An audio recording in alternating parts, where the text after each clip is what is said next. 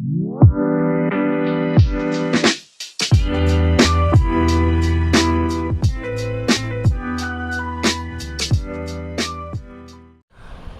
राम बच्चों, welcome back to your channel versatile educator. तो आज हम करेंगे ऑपरेटिंग एक्टिविटी का फुल फ्लेज सम। एक देख लेते हैं, ठीक है, पांचों स्टेप्स में कैसे वो सम होगा ऑपरेटिंग एक्टिविटी।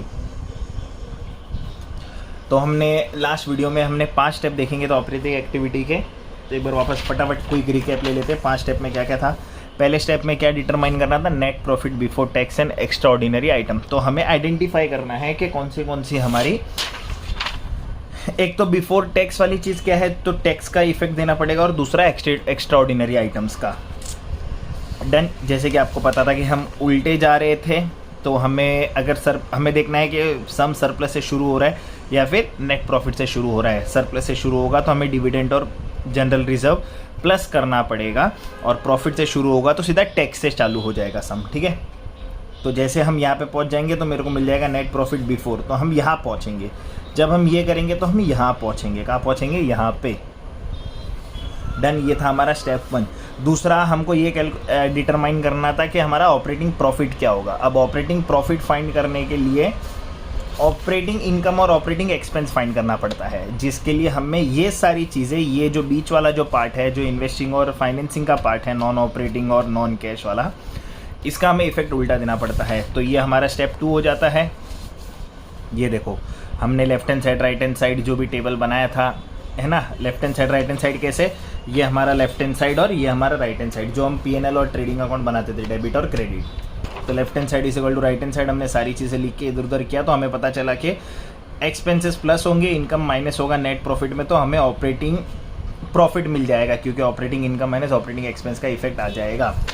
फिर आता है हमारा स्टेप 3, जहाँ पे हम ये कैलकुलेट करते हैं कि हमने कितना कैश जनरेट किया एक्चुअली में, क्योंकि बहुत एक्सपेंस और इनकम ऐसे होते हैं कि बढ़ जाते हैं करंट एसेट करंट लायबिलिटी पर, पैसा आया और गया नहीं होता है, तो ये भी ध्यान देना पड़ता है। फिर हम इनकम टैक्स का इफेक्ट देके एक्स्ट्रा ऑर्डिनरी का इफेक्ट दे देंगे तो हमारा सम हो जाएगा। तो ये थे हमारे स्टेप 5। पहले हम क्या डिटरमाइन करेंगे, net profit before tax and extraordinary items. तो देखते हैं, क्वेश्चन देख लेते हैं फुल फ्लेज सम का क्वेश्चन कैसे होगा। देखो ऐसे होगा क्वेश्चन। अब बहुत रेयर केसेस में आपको फुल फ्लेज सम आएगा, बाकी नहीं आता। कोई या तो स्टेप 2 ही पूछेगा आपको या स्टेप 3 ही पूछेगा। तो grand hospitality limited reported net profit after tax is 340। Net profit after tax दिया हुआ है, हमें तो क्या जाना है, बिफोर जाना है। हमें क्या जाना है, बिफोर। तो पहले तो हमें ये सारी चीज़ें करनी पड़ेगी, फाइंड करनी पड़ेगी ना। हमें आफ्टर वाला दिया हुआ है, मतलब हमें मिला है ये नेट प्रॉफिट आफ्टर टैक्स दिया हुआ है, मतलब मेरे को दिया हुआ है ये PAT, प्रॉफिट आफ्टर टैक्स। तो अब अगर प्रॉफिट आफ्टर टैक्स दिया हुआ है तो इसमें डिविडेंड और जनरल रिजर्व का इफेक्ट नहीं आना चाहिए। हम आगे और क्वेश्चन देख लेते हैं, यहाँ से ही सीधा ऊपर चले जाएंगे। टैक्स लेंगे, इंटरेस्ट लेंगे, डेप्रिसिएशन लेंगे, ये सारी चीज़ें लेंगे। पर देख लेते हैं हमें कुछ और चीज़ें है या नहीं है। For the year ended 31 March 2023, मतलब हमारा ईयर होगा 31 मार्च 2022 से लेके 2023 तक। 1 अप्रैल 2022 से लेके 2023 तक ये मेरा फाइनेंशियल ईयर है, ये याद रखना। So my financial year will be 1 April 2022 to 31 March 2023। अब जो भी होगा इसके बीच में ही होगा, इसके पहले और बाद का हम उसका इफेक्ट दे देंगे। तो following is the extract of the balance sheet. Inventory है, ट्रेड रिसीवेबल है, प्रीपेड एक्सपेंस है, ट्रेड पेबल है, प्रोविजन फॉर टैक्स है। टैक्स को छोड़ के बाकी सारी चीज़ें मेरी है करंट एसेट और करंट लायबिलिटी, ठीक है। तो अब इसका जो भी इफेक्ट आएगा वो तो आएगा स्टेप 3 में। चलो ये मैंने आइडेंटिफाई कर लिया, क्योंकि करंट एसेट और करंट लायबिलिटी है, और मेरे को ओपनिंग क्लोजिंग अमाउंट भी दिया हुआ है। डेप्रिसिएशन चार्ज हो रहा है प्लांट एंड मशीनरी पे, और इंश्योरेंस क्लेम रिसीव्ड हुआ 20,000, और गेन हुआ सेल ऑफ इन्वेस्टमेंट पे of 8,000 appeared in the statement of profit and loss for the year ended. अब मेरे को बनाना है cash flow from operating activity. तो डेप्रिसिएशन नॉन कैश एक्सपेंस है तो प्लस हो जाएगा। इंश्योरेंस क्लेम रिसीव्ड, अब इंश्योरेंस क्लेम मिलना, तो इंश्योरेंस क्लेम क्या तुरंत ही मिल जाता है? नहीं, ये कभी कभार ही होता है ना ऐसा कि इंश्योरेंस क्लेम रिसीव्ड हो गया भाई, मतलब पैसा ही आ गया एकदम। तो ये हो जाती है मेरी एक्स्ट्रा ऑर्डिनरी आइटम। क्या हो जाती है? Extra ordinary item. अब एक्स्ट्रा ऑर्डिनरी आइटम रिसीव्ड हुआ है, क्लेम मिला है, मतलब फ़ायदा है, तो माइनस करूँगा पहले। And gain on sale of investment, बहुत रेयर केसेस ऐसे होते हैं जहाँ पे मेरे को अरे यार इन्वेस्टमेंट बेचने पर गेन हो गया। अब ये भी कोई मेरा मेन काम नहीं है इन्वेस्टमेंट बेचना, इन्वेस्टमेंट बेचना मेरा नॉन ऑपरेटिंग काम है, तो ये यहाँ तो नहीं होना चाहिए। ये कहाँ दिखना चाहिए, इन्वेस्टमेंट बेचना मेरा दिखना चाहिए था, कहाँ पे दिखना चाहिए था, ये मेरा इन्वेस्टिंग है, ये मेरा क्या है, इन्वेस्टिंग। तो ये नॉन ऑपरेटिंग, नॉन कैश, ये स्टेप 2 में जाएंगे, ये सब स्टेप 2 में जाएंगे। तो अब स्टेप 1 में क्या होता है, स्टेप 1 में मेरे को देखना है 2 चीज़ें। अब मेरा शुरू हो रहा है नेट प्रॉफिट आफ्टर टैक्स से। कहाँ से शुरू हो रहा है, नेट प्रॉफिट आफ्टर टैक्स। मतलब मेरे को ये तो क्लियर हो गया कि मेरा सम कहाँ से शुरू होगा, मेरा सम शुरू होगा यहाँ से, देखो नेट प्रॉफिट आफ्टर टैक्स से। तो सबसे पहले टैक्स, क्या टैक्स की चीज़ें दी हुई है, टैक्स की चीज़ें दी हुई है, प्रोविजन फॉर टैक्स। अब मेरे को देखना है, देखो मेरे पास 2 है टैक्स, ओपनिंग का टैक्स था 19,000, क्लोजिंग का टैक्स है 13,000। ये साल का कौन सा होगा, ये साल का वही होगा जो है, ये साल का होगा 2023 वाला 13,000, ठीक है। तो प्रोविजन फॉर करंट ईयर, मैं इस साल प्रोविजन क्रिएट करता हूँ ताकि मैं अगले साल पे कर पाऊँ। मैं क्यों करता हूँ प्रोविजन क्रिएट, कि वो चीज़ें घटनी, पर कितनी होगी मेरे को अमाउंट सर्टन नहीं होता। मेरे को ये पता है कि वो चीज़ घटेगी, पर कितनी चीज़ घटेगी, कितने अमाउंट से घटेगी वो नहीं पता। तो पर मैंने 13,000 का प्रोविजन किया था इस साल, तो ये वाला अमाउंट आएगा करंट ईयर का। प्रोविजन फॉर टैक्स आप फर्स्ट में जो भी प्लस करोगे वो 13,000 प्लस करोगे, ठीक है। जो पिछले साल का होगा वो आप पे करेंगे इस साल। अगर आपको इनकम टैक्स के बारे में और कुछ भी नहीं बोला हुआ है और सिर्फ बैलेंस शीट के अंदर इसे प्रोविजन फॉर टैक्स दिया हुआ है, तो मेक श्योर कि करंट वाला प्रोविजन आप ऊपर करोगे प्लस, और लास्ट ईयर वाला जो ओपनिंग वाला है वो आप पे करोगे, तो वो नीचे करोगे आप माइनस, मतलब आप स्टेप 4 में करोगे वो माइनस, ठीक है। तो एक आएगा स्टेप 1 में, एक आएगा स्टेप 4 में, क्योंकि पिछले साल वाला इस साल पे करेंगे, इस साल वाला अगले साल पे करेंगे, तो यही होगा सारी चीज़ें। अब मेरे को पता चल गया मेरा सम शुरू हो रहा है यहाँ से शुरू होगा, तो पहले मैं टैक्स प्लस करूँगा, इंटरेस्ट देखूंगा प्लस करूँगा, डेप्रिसिएशन देखूंगा प्लस करूँगा, तो मैं ऑपरेटिंग पे पहुँच जाऊँगा। तो चलो वही करते हैं, वही करना है स्टेप 1 के हिसाब से। तो फटाफट हम स्टेप 1 के हिसाब से लिख लेते हैं चीज़ें। क्या लिखना पड़ेगा, सबसे पहले मेरा स्टेप 1 जो शुरू होगा वो ऐसे शुरू होगा। तो मेरे को सबसे पहले निकालना है नेट प्रॉफिट, मेरे को दिया हुआ है नेट प्रॉफिट आफ्टर टैक्स, ठीक है, ये मेरे को दिया हुआ है। चाहिए तो आप यहाँ पे लिख सकते हो statement of profit and loss, पूरा अगर आपको लिखना है तो।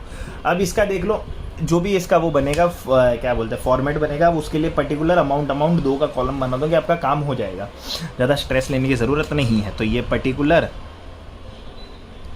ये अमाउंट और ये अमाउंट, ठीक है, इतने में आपका काम हो जाता है। यही आपका फॉर्मेट है, यही याद रखना है।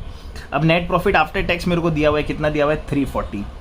तो जैसे मेरे को आफ्टर टैक्स दिया हुआ है, मेरे को क्या फाइंड करना है स्टेप 1 के हिसाब से। आफ्टर टैक्स बोले तो ये दिया हुआ है मेरे को सबसे पहले टैक्स फाइंड करना है। टैक्स है, यस मेरे पास टैक्स है। इधर सीधा गया था तो माइनस किया था, अभी उल्टा जाऊंगा तो क्या करूंगा, प्लस कर दूंगा टैक्स वापस। तो टैक्स कर देते हैं प्लस, तो प्लस प्रोविजन फॉर टैक्स मेरे को दिया हुआ है, कुछ भी नहीं बोला हुआ है, सिर्फ provision for tax balance sheet में दिया हुआ, तो प्रोविजन फॉर टैक्स डायरेक्टली मैं प्लस कर दूंगा। ऐड आप यहाँ लिख सकते हो ऐड, मैं लिख रहा हूँ यहाँ पे प्लस, पर ये सिर्फ होना चाहिए करंट ईयर का। कौन सा होना चाहिए, करंट ईयर का। CY is my current year. तो कितना है करंट ईयर का प्रोविजन, यहाँ पे मेरे को दिख रहा है करंट ईयर का मेरा प्रोविजन था 13,000, वो मैं 13,000 यहाँ पे प्लस कर दूंगा। दूसरा मेरा जो एक्स्ट्रा ऑर्डिनरी आइटम का जो काम आता है उसको मैं कर दूंगा लेस। तो यहाँ पे मैं एक्स्ट्रा ऑर्डिनरी आइटम को लेस करूंगा, एक्स्ट्रा ऑर्डिनरी आइटम। अब ये क्योंकि मेरी इनकम है, क्या थी एक्स्ट्रा ऑर्डिनरी, इंश्योरेंस क्लेम मिलना मेरे लिए एक्स्ट्रा ऑर्डिनरी है। इंश्योरेंस क्लेम वो भी रिसीव्ड हो गया, रिसीवेबल होता तो समझने वाला बात होता, रिसीव्ड हो गया। भाई इतना जल्दी कौन सा इंश्योरेंस कंपनी पैसा दे रहा है। तो वो कितना था इंश्योरेंस कंपनी, 20,000, देखो यहाँ दिया हुआ है 20,000। अब जैसे मैं ये चीज़ें कर देता हूँ तो मेरा देखो एक चीज़ तो हो जाता है।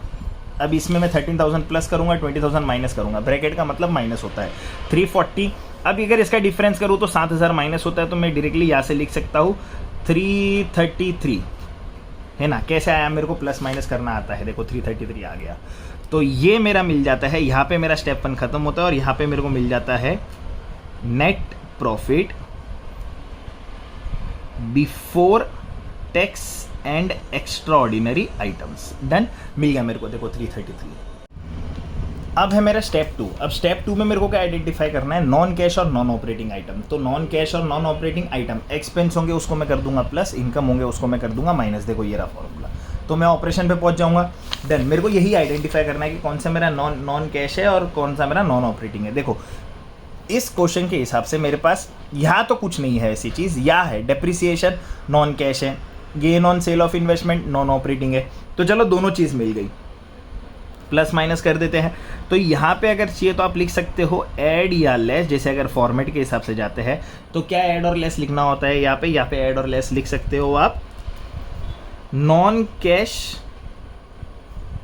And non operating items. अगर आपको चाहिए तो आप लिख भी सकते हो, आपको नहीं चाहिए तो आप नहीं भी लिख सकते हो, वो भी चल जाएगा, कोई दिक्कत नहीं है, डायरेक्टली फॉर्मेट बनाओ और काम हो जाता है। अब यहाँ पे मेरे पास नॉन कैश और नॉन ऑपरेटिंग आइटम में क्या था, तो ऐड और लेस मैंने जब लिख दिया यहाँ पे, आपको चाहिए तो वापस ऐड लिख सकते हो, नहीं चाहिए तो आप नहीं लिखोगे तो भी चल जाएगा। तो ऐड और लेस अगर मैं करूँ तो मेरे पास दो ही चीज़ है, तो ऐड क्या होगा, डेप्रीसिएशन हमेशा ऐड हो जाएगा, याद रखना, ठीक है। Depreciation on plant and machinery पूरा लिखना है तो आप पूरा लिख सकते हो। क्या अमाउंट दिया हुआ है 49,000, तो ये मेरा 49,000 का ये भी आ गया। और लेस क्या हो जाएगा मेरा, gain on sale of investment, क्योंकि दिया हुआ है, गेन बोले तो प्रॉफिट होता है, सेल ऑफ इन्वेस्टमेंट कितने का गेन था मेरा, 8,000 का गेन था मेरा, जो कि मैं क्या कर दूंगा यहाँ पे लेस कर दूंगा, लेस का बोले तो वैल्यू माइनस। अब 333 में से मैं इन दोनों में से करता हूँ तो इधर 41 बचता है लगभग 41 को अगर मैं प्लस करूँगा तो ये मेरा आ जाएगा 41, 4 और 1, तो ये मेरा देगा 370 के आसपास मेरे को, है ना, 374 देगा मेरे को। तो ये मेरे को फिगर दे रहा है 3,74,000, ठीक है। आपको चाहिए तो आप ये वाला अमाउंट बाहर लिख सकते हो और इन दोनों को प्लस माइनस करके उसका इफेक्ट भी बाहर दे सकते हो, कोई दिक्कत नहीं है, ये भी चल जाएगा। तो देखो ये मैंने कर दिया है ना। अब मैंने क्या किया, दो कॉलम बनाया था, आप चाहिए तो एक कॉलम बना सकते हो, नहीं तो इन दोनों जो ये जो प्लस माइनस कर रहे हो इसको अंदर लिख लो, बड़े वाले अमाउंट को आप बाहर लिख लो, ये कर लिया।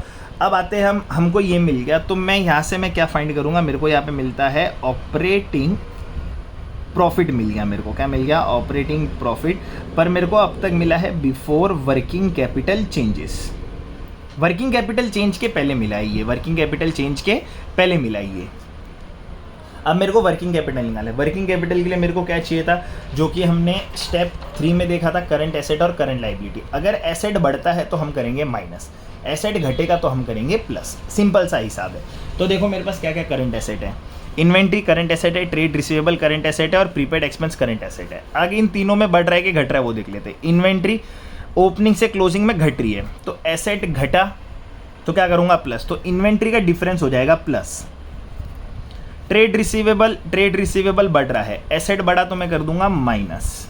देखो बढ़ रहा है एसेट पर पैसे में चेंज नहीं हुआ, पैसा नहीं आया। प्रीपेड एक्सपेंस बढ़ा, एसेट बढ़ा तो ये भी कर दूंगा माइनस, मतलब दो चीज़ माइनस एक चीज़ प्लस। अब ट्रेड पेएबल, लाइबिलिटी बढ़ी तो प्लस, लाइबिलिटी घटी तो माइनस। लाइबिलिटी बढ़ रही है कि घट रही है देखते हैं, लाइबिलिटी बढ़ रही है तो मैं क्या करूँगा प्लस कर दूंगा, तो दो चीज़ प्लस होगी, दो आइटम माइनस होगी, ये भी मिल गई।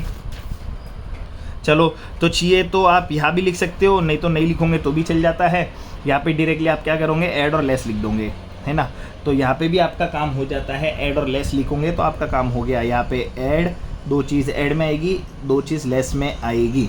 अब क्या क्या ऐड में आएगा, यही देखो, एसेट बढ़ेगा, एसेट घटेगा तो ऐड होगा, लाइबिलिटी बढ़ेगा तो ऐड होगा। अब देखो दो चीज़ हुई है, ट्रेड पेएबल बढ़ा है, लाइबिलिटी बढ़ी है तो प्लस होगा, और इन्वेंट्री क्या हुई है, घटी है तो प्लस होगा। तो इन्वेंट्री और ट्रेड पेएबल प्लस हो जाएंगे, तो ऐड में मैं लिख दूंगा यहाँ पे इन्वेंट्रीज और ट्रेड पेएबल, ये लिख दिया मैंने स्टेप 3, ये दोनों लिख दिया। ऐड का फिगर है तो अपन ऐड कर देते हैं। क्या क्या फिगर है अपने पास, डिफरेंस करेंगे। इन्वेंट्री का डिफरेंस आता है अपने पास 3000 के आसपास का, और ट्रेड पेएबल का डिफरेंस आता है अपने पास 4000 के आसपास का। तो ये ऐड वाला फिगर हो जाएगा यहाँ पे 7000। डन। देखो ऐड वाला फिगर मेरा कितना आ गया, 7000।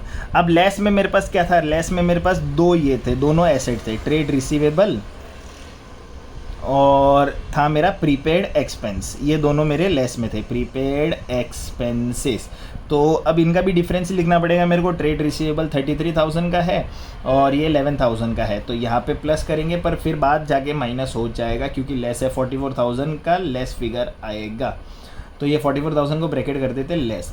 अब जब इसमें से मैं ये सारी चीज़ प्लस माइनस करता हूँ, मतलब ये मेरे को माइनस है, ये मेरे को प्लस देगा। 44 में से 7 जाते ही मैं कितना बता दूंगा यहाँ पे 37 माइनस किया तो यहाँ पे मेरे को मिलेगा ही लगभग 337 ही मिल रहा है मेरे को। क्या मिलेगा 337, 74 का हाफ इज 37 ना। तो ये भी मिल गया मेरे को। अब ये जो मेरे को मिलता है ये मेरा होता है कैश जनरेटेड, क्योंकि प्लस फिगर आया है मेरे को, तो कैश जनरेटेड आ जाएगा यहाँ पे मेरे पास। क्या आ जाएगा? Cash generated from operations. क्या आ जाएगा? Cash generated from operations. अब देखो यहाँ पे भी हो गया अपना काम। अब मेरे को इसके आगे क्या ढूंढना है? कैश जनरेटेड भी मिल गया मेरे को, चलो कैश जनरेटेड फ्रॉम ऑपरेशंस भी हो गया। अब तो बता ही नहीं कुछ, अब तो मेरे को क्या इफेक्ट देना है? स्टेप 4 में इनकम टैक्स और स्टेप 5 में एक्स्ट्राऑर्डिनरी आइटम का अगर वापस कुछ हुआ है तो प्लस कर देंगे, या एक्सपेंस है तो माइनस कर देंगे। तो चलो इनकम टैक्स तो लेस इनकम टैक्स कौन सा था? कुछ भी नहीं बोला हुआ, तो पिछले साल वाला इस साल पे कर दूंगा 19,000 स्टेप 4। ये देखो तो 19,000 पे करते हैं। जैसे 19,000 पे किया, मेरे पास कैश कितना बचा? 337 में से 19,000 माइनस किया तो मेरे पास बचा 3,18,000। ये मिल गया मेरे को कैश फ्लो। ये क्या मिल गया मेरे को? Cash flow from operating activity, मिल गया। पर ये बिफोर एक्स्ट्राऑर्डिनरी आइटम बोले तो अपन ने एक्स्ट्राऑर्डिनरी आइटम ऊपर माइनस कर दिया था, क्योंकि ये पैसा आया था पर अपन क्या कर रहे थे? माइनस कर रहे थे। अब पैसा आया तो है, कैश इनफ्लो तो हुआ है, तो वो मेरे को बताना तो पड़ेगा। तो यहाँ पे मेरा एक हो जाता है cash flow from operating activity मिला बिफोर एक्स्ट्राऑर्डिनरी, तो मैं यही लिख देता हूँ, चलो, है ना, या फिर हाँ चलो मैं यही लिख देता हूँ। तो 318 में बिफोर में मैं क्या कर देता हूँ? ऐड कर देता हूँ। क्या ऐड करूँगा? Extraordinary item. क्यों एक्स्ट्राऑर्डिनरी आइटम ऐड कर रहा हूँ? कौन सा? इंश्योरेंस क्लेम रिसीव्ड, क्योंकि पैसा मिला था, ऊपर मैंने वो माइनस किया था क्योंकि मेरे को सिर्फ ऑपरेशन ढूंढना था। अब कैश तो आया है, कितना आया था? इंश्योरेंस क्लेम रिसीव्ड इज 20,000, तो 318 प्लस 20,000 ये मेरे को कितना देगा? 338, which becomes my cash flow from operating activity. हो गया, बस इतना इजी है। क्या क्या अपन ने 5 स्टेप से सम किया। पहले अपन ने कौन सा स्टेप फाइंड किया? पहला मेरा स्टेप था ये, देखो नेट प्रॉफिट दिया हुआ था, जो कि मैंने ये फॉर्मेट से देख लिया कि मेरे पास अगर ये चीज़ दी हुई है मेरे पास, तो मेरे को यहाँ जाना है या यहाँ जाना है, तो मैं उल्टा जाऊँगा। तो टैक्स, पहले टैक्स ले लिया मैंने, एक्स्ट्राऑर्डिनरी आइटम ले लिया, तो मेरा ये स्टेप 1 हो गया, स्टेप 1, ठीक है, यहाँ से लेके यहाँ तक। फिर मैंने यहाँ पे मैंने क्या दिया? नॉन ऑपरेटिंग नॉन कैश किया, ये मेरा हो गया स्टेप 2। फिर मैंने इधर एसेट बढ़ा घटा, ये हो गया मेरा स्टेप 3। यहाँ पे मैंने इनकम टैक्स दिया, ये हो गया मेरा step 4, S4। Step 4 is S4। और ये लास्ट में इनकम एक्स्ट्राऑर्डिनरी आइटम भी दे दिया, तो ये हो गया मेरा स्टेप 5। देखो हो गया मेरा सम। ऑपरेटिंग एक्टिविटी ये भी पूछ सकते हैं, इतना ही इजी सम आएगा आपको एग्जाम में, और यही है आपका ऑपरेटिंग एक्टिविटी। इतना ही इजी होगा आपका कैश फ्लो स्टेटमेंट, इतना ही इजी। मतलब आपको सिर्फ क्या आना चाहिए? आपको आना चाहिए स्टेप्स, और ये स्टेप्स अगर आपको आते हैं तो आपको कैश फ्लो आता है। और आपको कैश फ्लो आता है, क्यों आता है आपको कैश फ्लो? क्योंकि आपने फाइनल अकाउंट्स में किया हुआ है ये चीज़ें, आपने वो चीज़ बनाई हुई है। ये देखो आपने ये सारी चीज़ें बनाई हुई है, ये कोई नई चीज़ नहीं है आपके लिए, ठीक है।